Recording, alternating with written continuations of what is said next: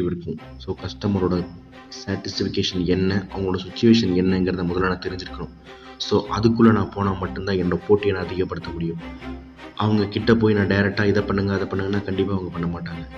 So நான் அவங்களுக்குள்ளே போய் அவங்க என்ன யோசிக்கிறாங்க திங்க் பண்ணுறாங்கிறத ரியலைஸ் பண்ணிவிட்டு அப்போ நான் சக்ஸஸ் வாங்கணும் அப்படின்னு நினச்சேன். ஸோ நான் சக்ஸஸ் வாங்கிட்டேன். எனக்கு தெரிஞ்சிருச்சு இதுதான் ஃபார்முலா, இதுதான் பேட்டர்ன், இந்த பேட்டர்ன் படி ஒர்க் பண்ணால் மட்டும்தான் என்னால் ஜெயிக்க முடியும்னு நான் தெரிஞ்சுக்கிட்டேன்.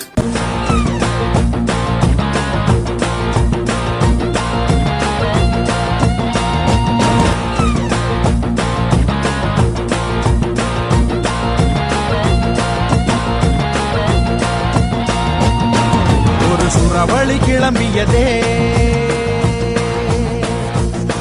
சிவதாண்டவம் தொடங்கியதே, சும்மா கிடந்த சங்க